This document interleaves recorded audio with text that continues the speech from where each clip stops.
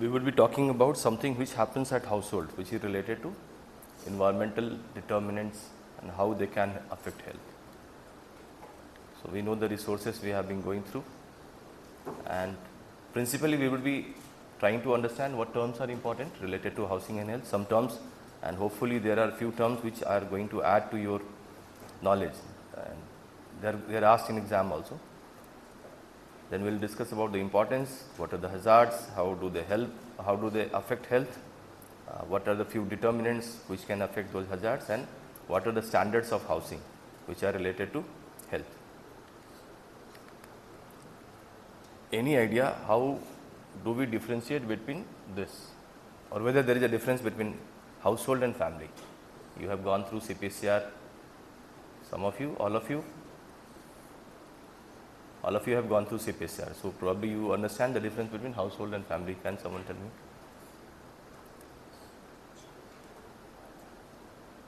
Yeah, cap and bag. The front, first one. Yep. Please answer. Please answer. He doesn't know the question. Please answer.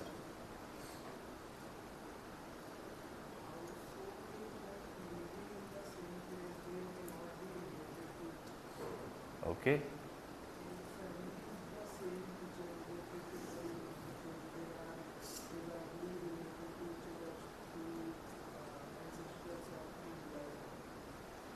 There is a structure which has a boundary, it has 2 rooms. Will all inmates living inside that structure be considered as a household or a family?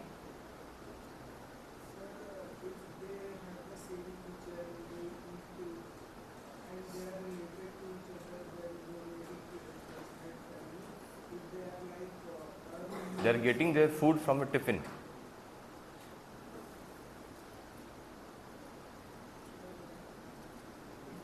It's not always about kitchen, it's about something else also. No, okay, thank you. Nice try, and you are partially right also. Good. So let's examine some of them. Blood relation is an important part for them.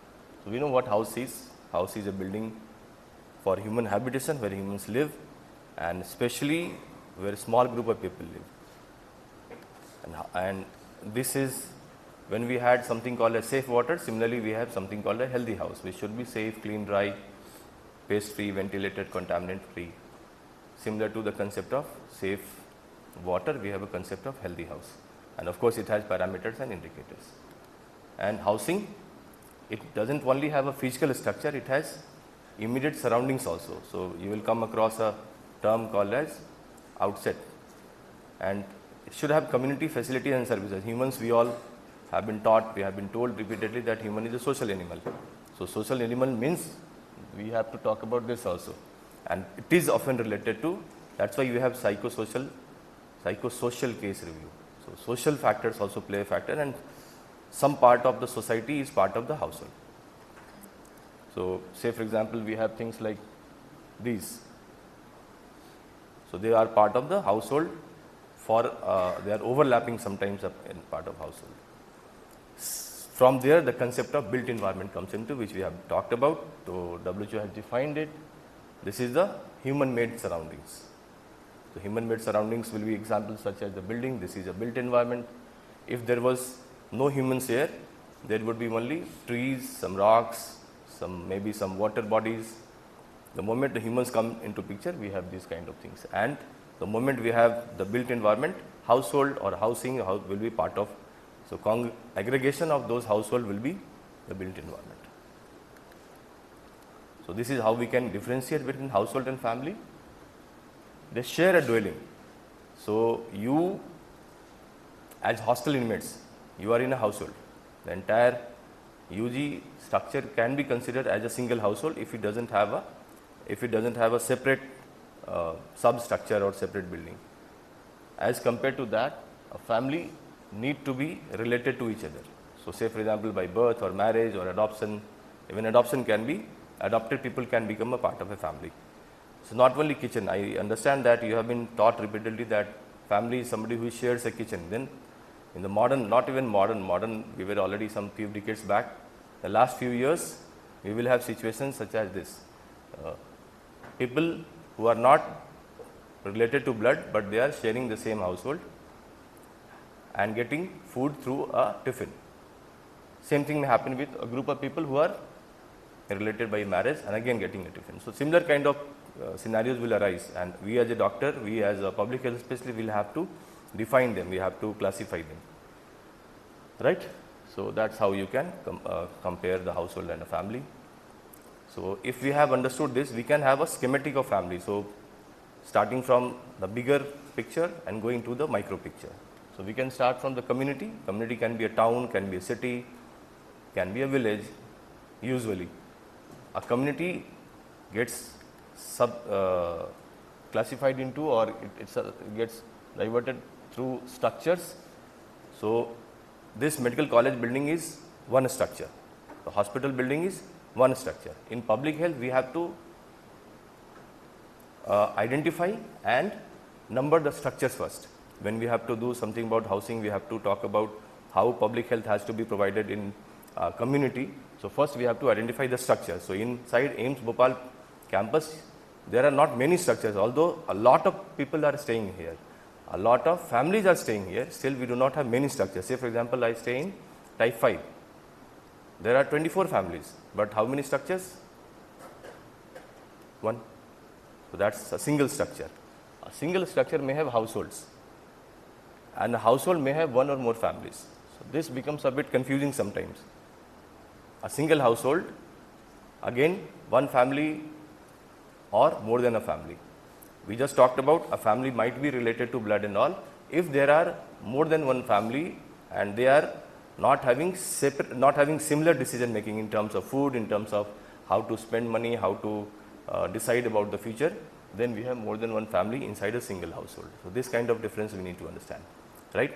And just by simply saying that group of people who share the same kitchen will not be sufficient. Group of people who are related to by blood or marriage or adoption, that will be the first thing, and then a group of those families might converge into a household. So one household may be having more than one family, and one structure may be having a household, may not be having a household.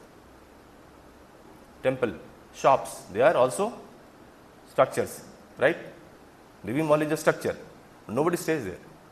There is not a single household inside the Devi Mall. There will be similar many examples. So this kind of differentiation or definition we need to understand, right? So if you have understood that, probably you can try and answer this. Not much usual in our country, but in cities this might be usual, and in the coming years it might become more commoner, sometimes later may become a norm. It's a very common finding in many of the Western societies, not all Western societies, many Western societies. Any idea?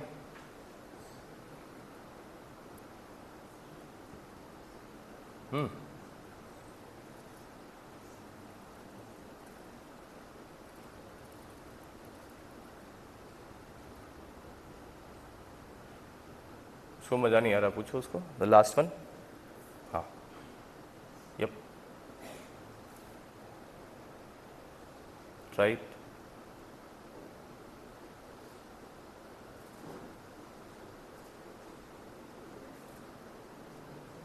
Louder please, I am not getting it. Louder. What did he say? A, B, C, D. D, D, A. I am not getting it. D. Okay, sit down. One more try please.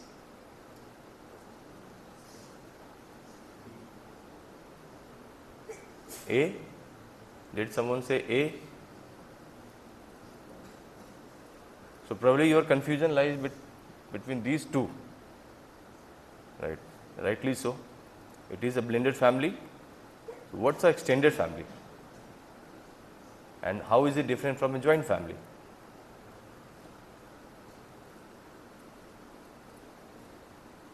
Phone में देखने लग गया. हाँ जी बताओ, तुमने काफ़ी देख लिया, पर अब बता दो. Yes, fourth row. You looked a lot in phone, probably got the answer. Please tell us how extended family, if at all, is different from a joint family.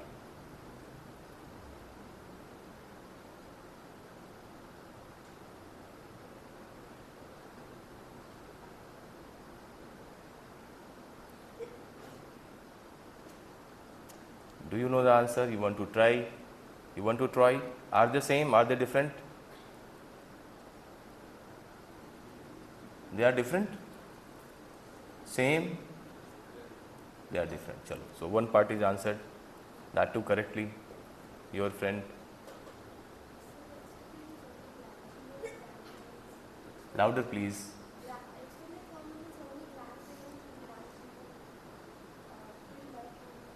Grandparents and grandchildren and the parent. Now,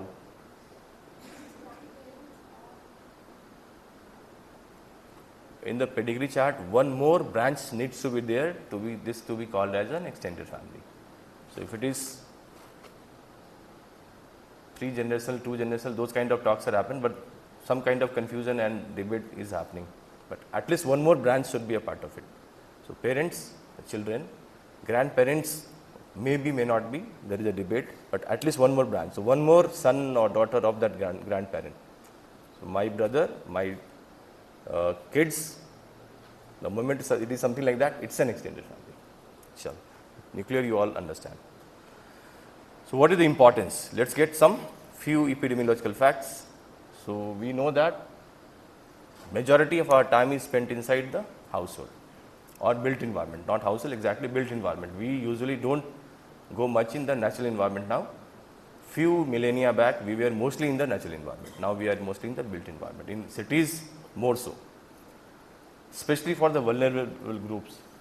So there would be people who will be spending nearly their 100% of life inside some built environment structure. It may be household, it may be some other structure, some nursing home, some school, some college, a bus. Is a bus a built environment or a natural environment? Bus is a built environment. It's a structure, not a household. It's a moving structure. So a school is a child getting from the house, getting inside the bus immediately within few minutes, going to the school, another structure. So that kind of understanding you can have when urban planners or now even rural planners are making plans. They often measure what proportion of time the people spend in different types of built environment, which type of built environment is safe, which is not safe, what kind of health hazards are there. That kind of understanding we need to know. And the built environment needs to be healthy. That much we have agreed. More than 2/3 of the households, they are in developing countries. That also we know, and majority in rural areas. So when I say majority in rural areas, that too in huts, I am talking about the world. Countries of Africa, countries of East Asia, of South America, many of them are still staying in huts. Thankfully, not a considerable proportion is like that happening in India now, and a large part in even urban slums also, they stay in huts, shanties or huts. Not a good structure. And nearly 1 crore or 10 crore people are homeless. They do not stay in a structure which can be called as a household. So this much we need to understand, and we also know this. We also know this part. So what does it translate into? We have nearly 248 million or 2.4 billion households. 24 crore households in 2011.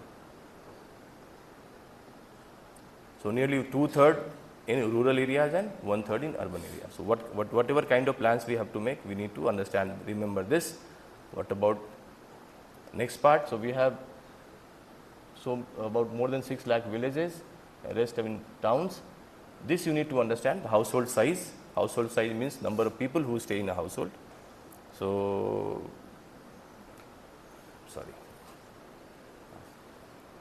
4.8 is coming down. It used to be quite large before, and when we need to understand household size, then we have to think about what kind of amenities we have to think of, different kinds of people in a household. About Madhya Pradesh, it has a population of nearly 8.9 crores now, and Madhya Pradesh is more rural as compared to rest of the India, and about 150 or 1.5 crore total households are there. So family or household size is a bit higher than what it is for India, especially in rural part. Why do we need to understand, why do we need to talk about housing? Because housing needs to have certain goals, and we will examine these goals when we talk of determinants. So the goals are, there has to be sanitary shelter, there has to be adequate space. So there are standards for a space, there are standards for sanitary shelter. It should have access to community facilities, so we have standards for what kind of access is there for community facilities. It should have participation of the family in the community. It should have economic stability. So when standards of housing are made in terms of health or determinants of health, these are the principal goals which we often talk about.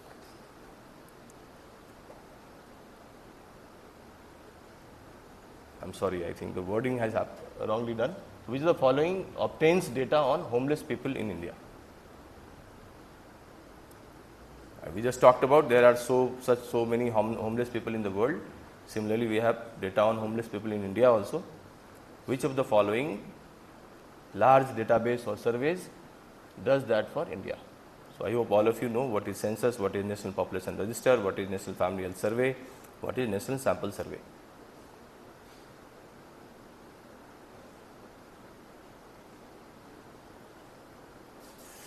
उसको नींद आ रही है, उसको जगा के पूछते हैं. या can you try? Last one, last second from the right. हाँ भैया तुम ही second from the right last bench. Second from my right, your left, second. You you you you तुम ही. Yup, please try. Answer.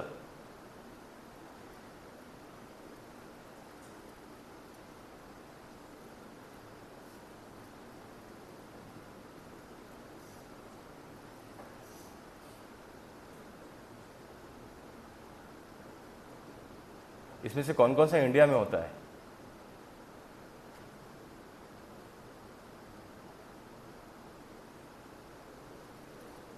हाँ जी, louder. Just you can point out one. Okay, that is your answer, or that is what happens in India? That is your answer to this question? Okay, sit down. Yep. आप भी try कर लो. You are getting sleepy. One more try.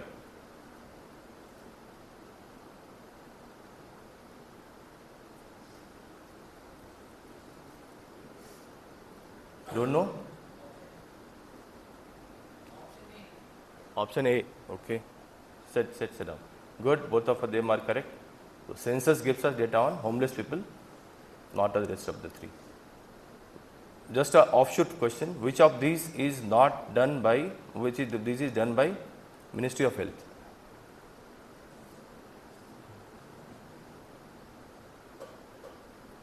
Which of the four is done by Ministry of Health?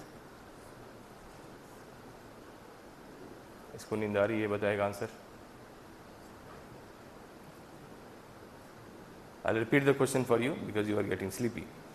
Which of the four is done by Ministry of Health? There are four options here. That was correct for something. Which of the four is done by Ministry of Health and Family Welfare? National Family. Good. Chalo, better. So when we have to understand the hazards, we can take few perspectives or lens. So one lens can be based on the household activities. Just think of the household activities and what kind of hazards can be understood from there, and if we have a hazard, how much important that hazard is. So if we talk about cooking, so of course if the cooking is happening with unimproved chulha or different kind of fuel, then we will have indoor air pollution, or it can be food poisoning from contaminated food or water. That's why we have concept of safe water, safe food. It can be fire hazard if again Unimproved or dangerous type of fuel is used, such as kerosene. Even a safe fuel such as LPG, if handled incorrectly, can cause fire hazard. It can be an accident, it can be homicide, it can be a suicide also. If it consider the process of bathing, you have risk of slipping, especially for vulnerable population groups. We will have risk of or hazard of electrocution from iron rods. People use iron rods. If we think of cleaning, simple cleaning, it can have a potential hazard for acid burns, because people use various acidic materials for cleaning. Respiratory illnesses, if the cleaning is happening after a long time, and that too without protective gears, it can cause respiratory infections or simple non-communicable respiratory diseases such as asthma, or infections such as a very famous infection. If very sparsely used AC is being cleaned, it may cause Legionnaire's disease, right? Water dispersed disease. A very strange example I have used here, migraine. How migraine can be caused by cleaning? Anyone want to try? आपको try करना है? No idea? Anybody else? Okay, ask him please. The third row, second, yes.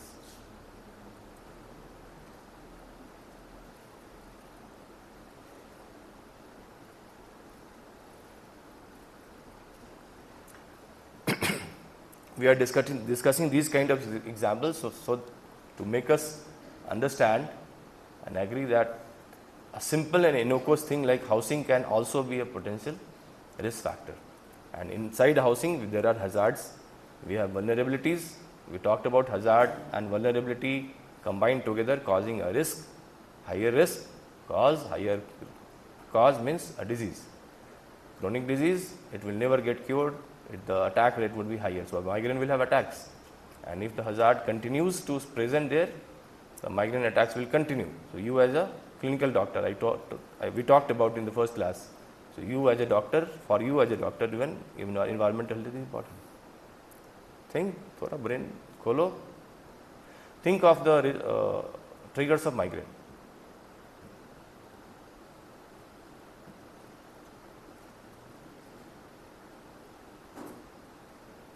Does very sweet smelling or foul smelling, pungent smelling things become a trigger for migraine? Yes, they are. So the household cleaners are a known trigger for migraine. Those are hazards.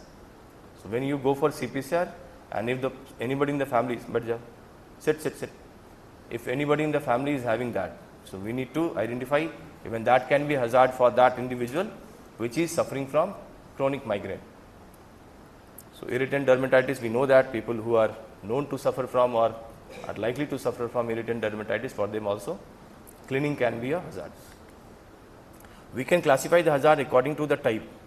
Type means physical, chemical, biological. So we know open windows can be a hazard. Small kids, they can fall down. Unsafe rooftops without any railing, it's a known hazard. It happens every day nearly. There are news. We do not have good amount of surveillance in that area.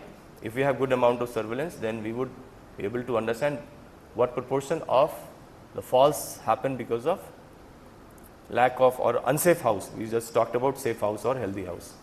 So stairs without a railing, again sharp objects are jutting from the ceiling or from the walls or from the floors, naked wires, geysers, iron rods, these kind of things are physical hazards. We have chemical hazards, so cleaning liquids, fuels, or biological hazards. We all know about the biological hazards.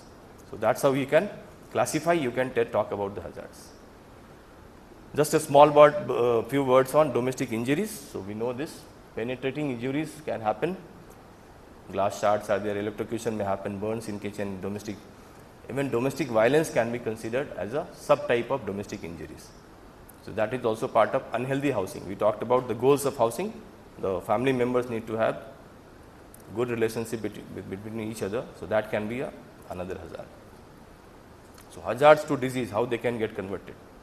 So, say for example, if the housing condition had deteriorated or it was always bad, so it may lead to pest infestation, and if there is pest infestation, then two things will happen. One, because of the pest itself, there would be a risk of increased asthma, and if the pests are there, people will use insecticides. So, insecticides may lead to either acute exposure, so willful or accidental. Willful means suicide, accidental is accident or, and chronic exposure may also happen. So, slow and chronic exposure may cause at different sets of disease. So, we as a doctor and we as a public health specialist, we need to identify, quantify and do something about that. The pest infestation may also cause other rodent related diseases. One example is rodents, right. So, poisoning and death and neurobehavioral risk, this kind of. So, simple example, a simple hazard happening inside the house has caused poisoning. It didn't happen in vacuum yesterday only. It started happening 10 years back, 20 years back, because of the hazards which were present. Some examples of asthma triggers, we all know what that is. Molds, we all talk about that often.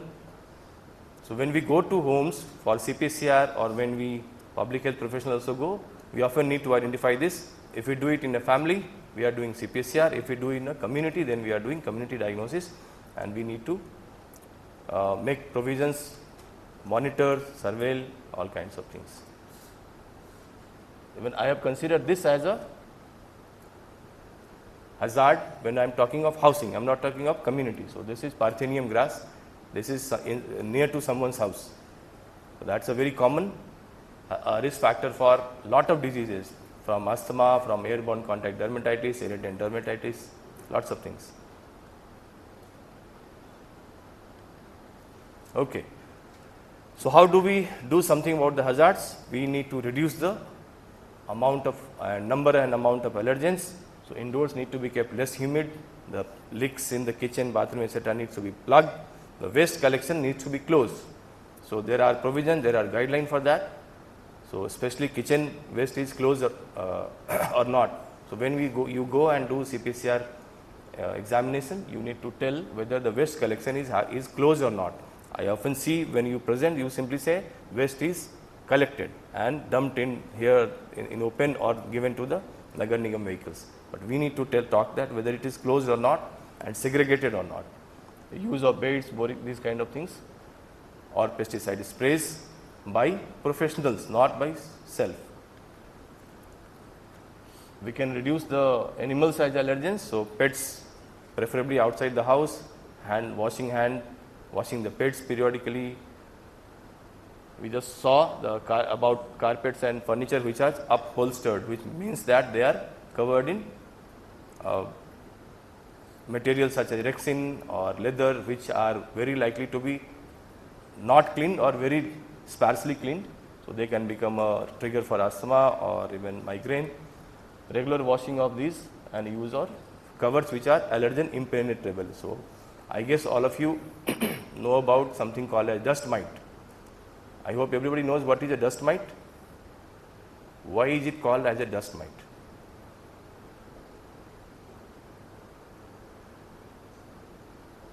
उसका नींद अभी तक ठीक नहीं हुआ, उसी को पूछते हैं कि भाई कितने बजे सोए तुम? 4 o'clock?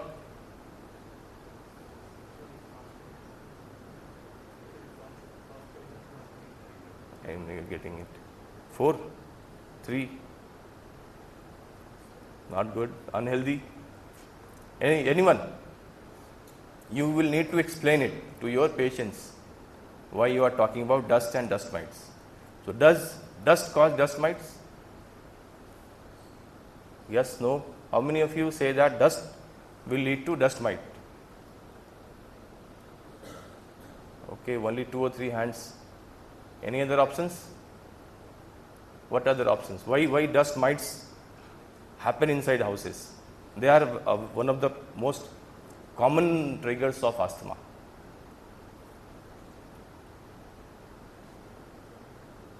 Dust mites anyone? बताना पड़ेगा ना अस्थमा का ट्रिगर में। वो तो बिल्कुल ही सो गया, अब उठाओ उसको। पीछे तुम्हारे क्या हो गया भाई? सामने आके बैठो तुम। Come forward.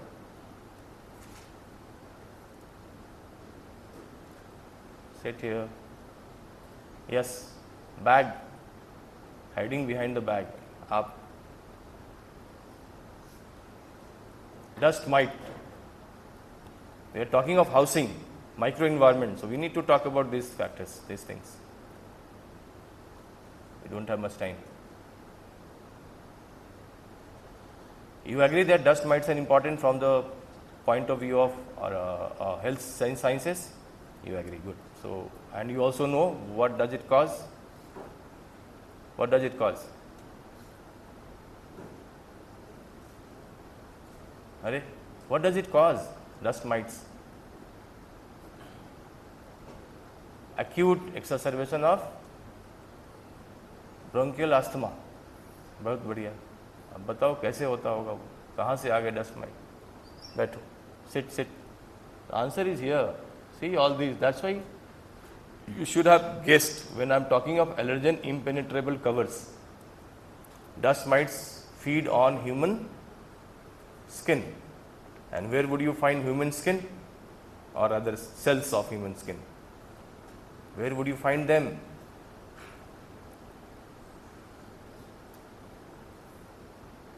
बताना है? Yes, you. Yep. Okay. और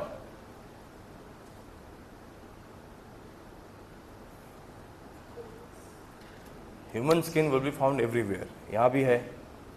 They are cleaned often, probably every day. I'm not sure. And that's the first thing. Second thing, they are not stuck here. They don't go inside. The skin cells don't go inside. The dust mite don't go inside. So apart from carpets, there are any clothing material which are not clean. So sofas, bed sheets, all those kinds of things, and they are very common in houses. That's why they are a source of, they are hazardous and they are a source of disease or triggers for other diseases. How else? So keeping bathrooms and other plugging point non-leaky again, and less use of volatile organic compounds. So perfumes, room sprays, furniture polish, etc. Those kind of things. Whenever there would be a fire hazard, this will lead to greater risk of the fire spreading to, and that too very fast. So every last few, probably 3 days back, there was a fire in Bhopal in some house, and a very young child died. That this may be one of the reasons. Nobody could even get inside. It happened within minutes. So that kind of thing. Even if they are there, they should be kept in such places which are away from the fire hazards. And prohibition of indoor tobacco smoking is a very common cause of second-hand smoke. Cross ventilation, that happens, that saves from these kind of things. And even the other allergic things they can get outside. So usual suspects, we know this and how to mitigate. Mental health as a offshoot of microenvironment. So domestic violence and poor interpersonal relationship may cause major depression, anxiety disorders, panic disorders, and somatoform disorders. So if you are talking to a patient, you are suspecting or you have diagnosed, we need to assess the housing also. What kind of housing standard, how housing hazards are there. So we can summarize the health effects of housing in terms of physical injuries, respiratory illnesses, things like hypothermia in those places where those are common, skin eye irritation, mental illnesses. Now we are going to talk about the standards. Let me check how much you know about. You have done CPCR, so you probably remember this. How much of space should be available per person in cubic feet? Length, breadth and height. You can get it from there.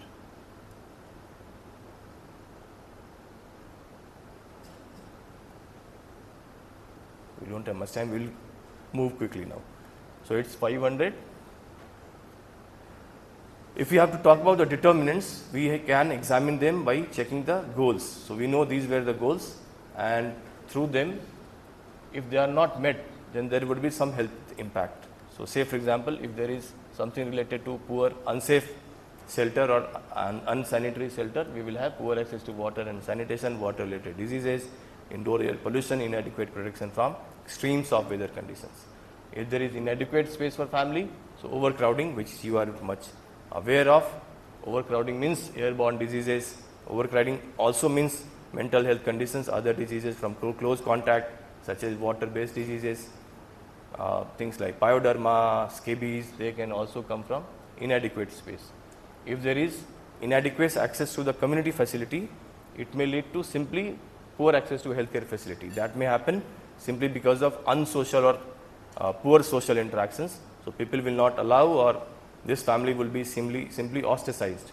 Or it may also lead to poor health literacy, because health literacy needs to have interaction with your community members. So if there is a new program coming up, a new type of healthcare facility coming up, people will be unaware of them because they have poor social interaction. That may also lead to augmentation or simply continuance of harmful practices. If the community life is not being participated by the family, there will lead to mental health condition. Economic instability means poor healthcare access. So you can check the healthcare impact if you can simply remember what kind of goals are supposed to be there for safe housing.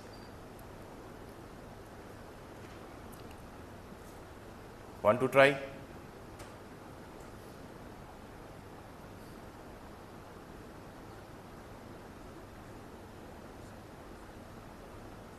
Easy, eh? Yeah. Okay, so healthy housing quickly. So we know the criteria for healthy housing. It should provide protection, should have space, the design should be correct. So, and we also know that exposure to hazards of inside, not only from outside also, and unsafe physical arrangements, and we have talked about this also. Right, so first the premises. So structural sound means the base should be safe, windproof and waterproof. We have probably many of us who were or are now exposed to nursery rhymes. So we know that story of pigs, 3 pigs and the wolf. I'll huff and I'll puff and blow your house. So we remember that. So windproof and weatherproof houses. The equipments and furnishing. So if the area is cold, then heat. If the area is very hot, supply of enough equipments to make it cool. The water potable, sanitation. We talked about when we were talking about liquid waste and solid waste and safe water. Those standards will apply now here now. So the site elevated from the surroundings, especially areas which is flood prone or where water may collect. The access to street, adequate breeding places for insects and other harmful animals and organisms. Nuisance should be away from the nuisance. Say for example, a nuisance like where waste is being collected or where waste water is getting collected or a lot of noise is happening, a lot of gathering is happening. The soil should be dry and safe for foundation, doesn't simply get down. The drainage needs to be adequate. So there is something called a setback. So apart from the structure, there needs to be some space for green area and lighting. So rural, the built up area has to be less than 1/3 of total area. Built up area means where the actual structure has come up, and urban more structure development has been allowed. So it should be can be as much as 2/3. Rest 1/3 should be left for open space, left for greenery, lighting and ventilation. And you might be wondering, sir, you are talking about these things, but it doesn't happen. Yeah, people do not follow these guidelines. Implementation is often the problem. The floor, pakka, impermeable, smooth, damp, at least this much of 10 meter square space per person. If there are more than 1 person, 12. The height, plinth height is the height till the plinth is there, so 2 to 3 feet. Walls has to have certain criteria like weather resistance, low heat. The roof should be at least 10 feet and it should prevent heat transmission. So if it is very hot outside, the real hot temperature should not come inside. There are ways to do that. So engineers, public health engineers and simple engineers can do that. We have standards when we talk about this also. So rooms, and for urban and rural there are different criteria. The space we have different criteria. It should be at least 500, but preferably 1000 feet per person. The windows and doors, at least 2 windows per living room. The height, there is a criteria for height, different for urban and rural. How much of height should be there for the windows and doors. The lighting, there is something called a daylight factor. There are ways to check it. There are lux meters now available in phones also. You can check the lighting. Yesterday itself the Kayakalp assessment of that was happening, and they have standards for lighting for hospitals now. So similarly, there were standards for lighting for houses also. Ventilation, there are criteria, how much of ventilation should be happening. Kitchen, we have been talking about this. Kitchen, the water supply, we talked about when we were talking in safe water. So 40 to 50 for rural, 150 to 180 for urban. Solid waste, storing facility and daily disposal, at least for the kitchen and other wet waste. Now we have the provision. In urban areas, there is a guideline for that. Excreta disposal, preferably only sanitary latrine. So we talked about sewer line and all those. So those should be applicable to the houses. When the bathing is privacy and all. Right. So we just talked about this. Can anybody try and answer?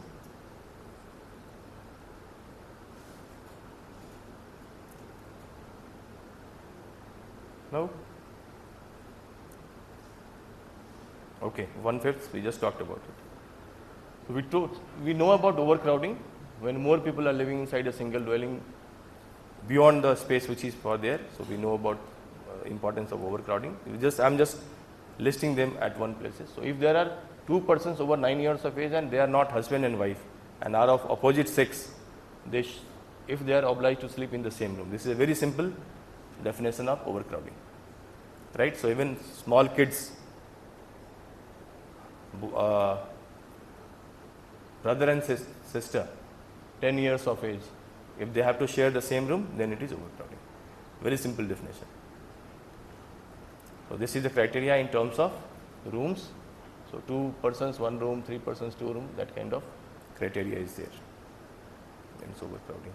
Then space standards are also there. How much of space should be present for each person?